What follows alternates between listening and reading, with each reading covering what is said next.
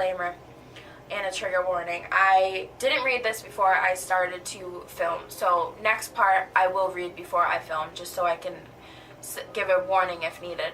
I'm going to give a trigger warning for abduction, kidnap, and sexual assault. Hey guys, what's up? Welcome back to my channel. I'm going to do the second part of A Letter to the Girl Who I Watched Grow Up. Alright, so let's just get right into it. Hi, it's me. It's been a while since I last wrote. I read on the newspaper that you received my letter. I guess you know about me now. I bet you're wondering who I am, what my given name was, who my parents were, where I lived, where I went to school, what I dreamt of becoming when I grow up. I don't know. Maybe you didn't wonder. Maybe I just wished you did. Maybe I just wish someone did. When you're locked away for so long, watching as the world passes by, not taking a second look at the blue horse and the man with the fake smile, you start to understand that you don't really matter. You start to understand that the world only cares about the sensationalism and scare factor of a missing teen.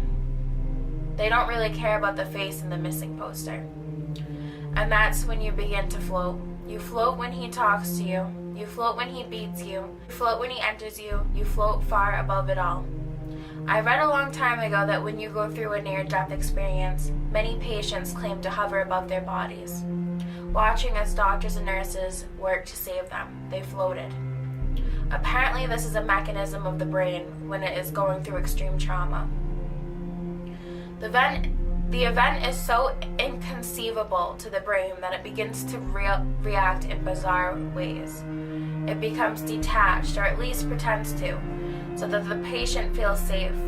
Well, I did that. I floated, watching from a distance the things that were happening to me. I guess that's what happens when you die a little every day. I guess that's what happens when they kill you a little every day. He was dashing, he was clever. He knew all the words to say.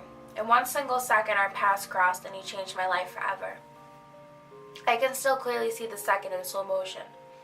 The way his smile became distorted. The way he twisted my arms. The way my heart sank and drowned. An abduction is a heart-wrenching, soul-destroying transaction between the captor and the abductee. In one single moment you realize you've made the greatest mistake of your life. You wish you could go back for just one split second. Back to when everything was all right. Back to when you were still only a naive, innocent child. But you can't. It's over before you even had a chance to process it. And although you always thought you would fight like a beast in a situation like this, and you always thought you would defend your body and mind, with every single cell in your body, you don't. Something inside you breaks and you easily become his prisoner. You quickly believe you deserve this for being such a fool. You quickly descend into a madness I wish upon no one. By now you know that I lived in a labyrinth of horrors. My pain seemed eternal. It seemed like purgatory. Sometimes, even now, I wonder if I'm still there. If all this is just some neurons in my brains creating nicer pathways and showing me the life I wish I had. But there's one thing I always remind myself of when I begin to have these intrusive and deluded thoughts. Children grow up. Maybe I was young, naive, and easily conquered child once, but even that could not last forever. In the end, children always do grow up. But monsters, they always stay monsters. Ryan Morehouse. It's strange to say his name out loud to no one. It's strange to say his name out loud to no longer be afraid of it. But the strangeness of this new feeling inside me is slowly fading as I realize it was all real. The pain was real. The girls I met were real. He was real. My escape was real. I laid motionless, not breathing, eyes open, mouth dangling, as he approached me. My body became tense, knowing the things he was capable of. But before he could do anything to me, I floated. The funny, beautiful irony of my story is that he taught me through the pain and suffering the one trick that would bring it all to an end. I floated, I flew. As he kicked me that afternoon, I watched from above. But this time, even my physical body didn't react to the pain he inflicted on it. I can't explain to you what happened. Sometimes I think it was some sort of miracle. It was all too perfect. He really thought I had died. I could tell by the shock in his face I was baffled by all the mistakes he made. I suppose he got used to my powerlessness. But on that day I had a mission to save you. I couldn't bear to imagine you in his mind, in his hands, in his chambers of torture.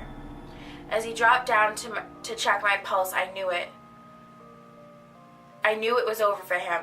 He looked into my dead eyes. He stared intently into them, looking for any sign of life, and then I squinted with a half a smile, startling him before I bit down hard enough into his neck. He never saw my smile coming into his skin. I think it's because he had forgotten what my smile looked like. I never knew I'd enjoy the taste of blood in my mouth so much. As he stumbled to the ground, holding his neck and crying in horror, I stood up, and for once, it was I looking down at him. For once, it was him who looked up at me. I could see in his eyes he knew it was all over. I kicked him in his head until I could no longer recognize him. There was a numbness inside me as I kicked and kicked and kicked, and I felt nothing. In the darkness I drove. I still remembered a bit of driving lesson I had the year I was abducted. Driving was incredible and freeing. I drove for a long time in his truck. I knew I had to get rid of the car, as the authorities probably would be looking for him in his truck after finding the letter I left you. But I didn't want to be found. I didn't want to speak to anyone. Not the police. Not any therapists. Not the media frenzy. Surely waiting for me, not even my family. I was thirsty for a freedom that I had never known. A freedom far away from every single living thing. I made it to the desert and walked out of the car, leaving his body in the back seat. I enjoyed the colors of the sun as it lightly went to sleep for the night. The freedom that I felt inside me was indescribable. It was as if I had been born again. As the stars began to dangle above me, I wondered if you had read my letter. I wondered if you felt safe now. I wondered if you were thinking about me. But mostly, I missed you, and it made me anxious. As I enjoyed my freedom in the desert, I heard something coming from behind me. I looked over my shoulder and I felt his eyes on me. I quickly turned around as he laughed, blood spilling from his mouth. He really did resemble a monster now. Did you really think I would be this easy to kill, you stupid... I'm not gonna say it. I hate that word. He laughed, wiping his deformed mouth. Did you really think I didn't know you weren't dead? Even I have survived worse beatings than that, you fool, I retorted, slowly smiling again. Monsters are funny. They always forget that there can be monsters hidden in pretty little things, too. I pulled his gun from my pocket and shot both of his feet. He fell to the ground. Once again, crying in pain. I'm not a kid anymore, I said, watching the recoil to the ground. I'm not a woman either, I paused, my voice changing. I'm not even really human. I'm not. I am what he made me. I am this thing that can't feel correctly. I am this thing that can float. I am this thing that he has learned to accept. I am this thing that has learned to accept severe pain. I am this thing, and I've come to accept it, but I don't think the rest of the world would. I won't lie to you. Ryan Morehouse and we still living together. Please don't feel bad for me. It is I who chose this. I can't help feel that only he truly knows me now. Only he knows me in this deformed, twisted version of myself. Only he can understand me, because I am what he made me. But he knows. He knows that it's my turn now. He knows that there is nothing he can do about it. He understands that he must serve me now, and that he doesn't have a choice but to be powerless and helpless like I once was. With time, he will learn how to float too. I wanted to write this letter to you to give you a proper thank you. Thank you for always being there for me. Through that small crack, that small hole in that wall of the basement. I saw you grow up in your front yard. I saw you shine. It is what truly kept me going. Your beauty, your innocence, your kindness, your wit all made me live longer. Just so that I could watch you for one more day. It was like watching my favorite TV show. And I didn't want to miss one single episode. So thank you for that glimmer of hope that kept me going through all those years that I was held captive. It makes me eternally happy to know that you'll never know what the horrors of that unforgiving basement. It makes me happy to see you on your journey. It makes me happy to know that you've put the fear of Ryan Morehouse behind you. I'm ecstatic that you've chosen criminal justice as your major. I like to believe that I had a little influence in that. I love the way you've decorated your dorm room. I also love what you've done with your hair. When the sunlight hits, it's just right. The highlights make you look like an actual angel. You might be wondering how I know all of this. Well, I want to admit something to you. I still get panic attacks. I still get horrendous flashbacks. And I end up almost drowning in my own sweat at night. So I have done what I've always done to reduce my anxiety. I still watch you. Last night I had one of the worst flashbacks since I escaped. I could feel him inside me. It was physically painful. So I ran out of my house and drove over to spend time with you. Watching you sleep made it all go away. The way your chest rhythmically moved up and down brought a calm over me that I only known when watching you. I apologize that I have not physically introduced myself to you. I'm not ready to come out to the world yet.